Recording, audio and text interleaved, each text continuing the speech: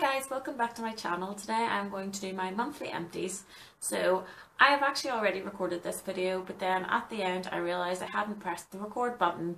It happens to the best of us. So apologies for the light again. It feels like I'm going to repeat myself for the whole duration of this video. Apologies for the lighting, and today is a really unpredictable day, so I apologise if I'm blindingly bright one second and really dark the next. So let's get on with this, and I'm just going to fly through them and hope that I can remember what I said the first time. So first up is the Collection 2000 concealer.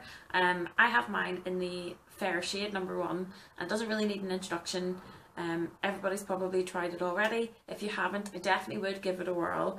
I sometimes use my MAC Pro Longwear concealer and that's great, but I find this is a really good alternative. It gives you really good coverage, but it's not as thick as the MAC, so it doesn't rest in any wrinkles or fine lines that you have as much as the MAC one does.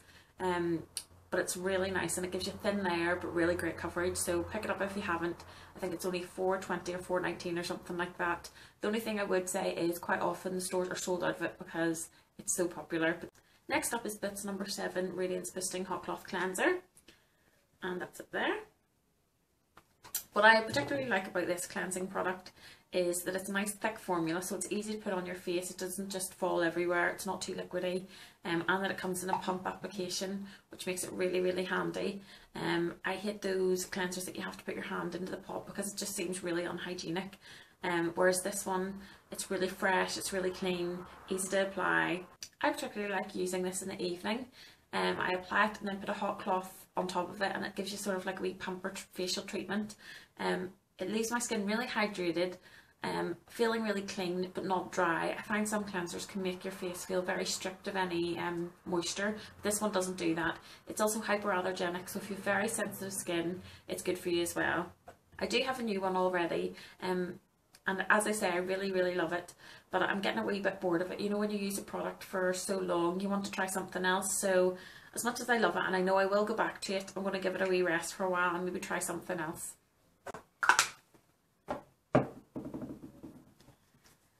Next is another cleansing product, and this is the Superdrug Vitamin E Skincare Dual Phase Cleansing Oil. Apologies for the bottle because this always happens with oil cleansers. So this is one of those cleansers that's sort of like a two-tone liquid and oil, and you shake it up and then pour it onto a cotton pad or whatever way you like to use it. This one's rich in vitamin E, which is always nice, especially if you have dry skin. I found it did the job and I did enjoy it, but then after maybe a week or two of using it, I did get it in my eye and it really stung. So I'd maybe avoid the eye area, or at least tread lightly around there. I have another bottle, so I will use it up, but I did feel like it left a little bit of a greasy residue on my face, which I really don't like. I know some people don't mind that, but it's not my favourite cleanser of all time, but it's pretty reasonable. Next is one of my all-time favourite products, and this is the Clarins Gentle Foaming Cleanser with Cottonseed. This is a miniature version. I think there's 75ml in this one. It leaves your skin feeling really cleansed and clean, but moisturised as well, but your skin just feels so fresh. What I love about this one is you can use it in the morning or in the evening. In the morning it really perks your skin up and makes you feel awake, and in the evening it feels a bit more pampering. I usually use this with like a little textured sponge. I just find that it really lathers and foams on your skin, which I love. So I definitely recommend this, and it's definitely worth the money. I think the bigger bottle is about £25 or so, but I actually really think it's worth it. As usual, we have a few hair products as well. So like I've mentioned before, I'm sure I go through an awful lot of conditioner to try and keep my hair in good condition. And this is the Garnier Fructis with Active Fruit Concentrate Fortifying Revitalising Mask, Locks in Colour and Shine. And this is a 1-minute hair treatment. And I really enjoyed this. It smells great, it smells very fruity. It's for coloured and highlighted hair, but I'm sure it's fine if you've just regular hair. And what I particularly liked about this conditioner is it didn't seem to strip my hair of its colour very quickly.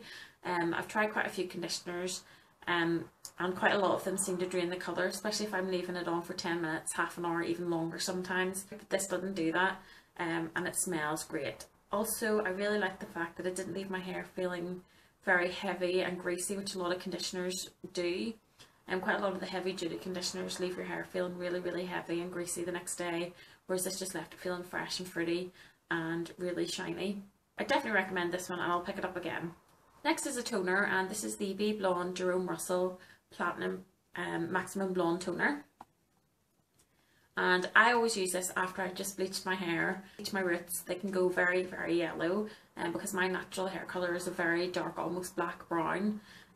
So it's quite difficult for me to lift it to a light enough colour to then put my lilac in. So after I bleach it, it goes quite yellow, and I just use this toner to sort of lighten it up a bit and try and get as close to a sort of pale yellow white shade as possible. This one, you get quite a lot of product in it and it smells incredible. I don't know if it does too much for my hair. It does tone it a little bit, but not enough for me to say that it's fantastic. I use it every time I bleach my hair, so it does do a little bit, but to be honest, I think it's more habit than anything. But I feel like I kind of need to use a toner and I haven't found a better one yet. So if you have any recommendations, please leave them down below. But as I say, this smells really good, so I'll probably continue buying it until I find something better. Next is the Schwarzkopf Got2b Oillicious Dry Oil Mist with Argan Oil. And this is a weightless dry oil mist. I have quite a variety of oils that are in a pump or oils that are a sort of spray version. The oils that I have in a pump, I tend to use those when my hair's wet or I'm just out of the shower, because it doesn't matter so much if you sort of accidentally put it in one area, you can sort of blend it through your hair. Whereas when your hair is dry, I don't really like to use a pump oil, because I find that it sort of gathers in one area, or by the time you put it on your hand and then put it in one area, it's sort of stuck all there. So I prefer to use a spray oil when my hair is dry. This one was a really good one. It was particularly good for as well is like flyaways or any frizz. It sort of tames your hair down, and it's particularly good, especially for me. My ends tend to get sort of dead ends quite a lot, so this one tends to sort of tame them. There is a bit of a shine from it, but it's not like a greasy shine, it just looks quite healthy. The only thing I would say about it is it didn't seem to last quite as long as I was expecting it to, although I'm sure I probably overused it and was a bit too generous with it. But just keep that in mind. I would definitely buy it again. Last up is a product from Superdrug, and this is the Spray Hair Chalk Spray In Brush Out. And this is basically just a pink chalk hairspray for your hair. It does come in at least 3 colours. I know they have a lilac and a light blue. And I picked this up initially just to try out some pink parts in my hair. I had always wanted to have a little bit of pink underneath my hair and around this area, which I do have at the moment. I don't know if you can see it, they've maybe faded out. But initially I bought it just to try out a little bit of pink to see if I liked how it looked together with the lilac. After trying this out for a couple of days, I decided I did want pink, so I have put a little bit of dye in. But I still use this to sort of boost the pink. If my pink fades before my lilac, or if I dye my hair and I can't be bothered doing the pink separately, sometimes I'll just use this for the day. It does brush out, which it says on the bottle, but I find you can make it last a little bit longer if you put a bit of hairspray over it. But it won't last more than a day. I think that these are really fun if you want to try maybe like an ombre pastel look. And the thing about it is you don't have to bleach your hair in order to try it. I don't think it's really achievable to get a full head of pastel hair using this. It's more just for a little bit of a highlight or for your ends or something like that. So if you want to try a little bit of a pastel look or a little bit of an ombre, even just for the night, I definitely recommend these. I sometimes use it as well just to boost the pink that I already have in my hair as well. My May empties. I hope you enjoyed the video, and I'll be back soon with my May favourites. Bye!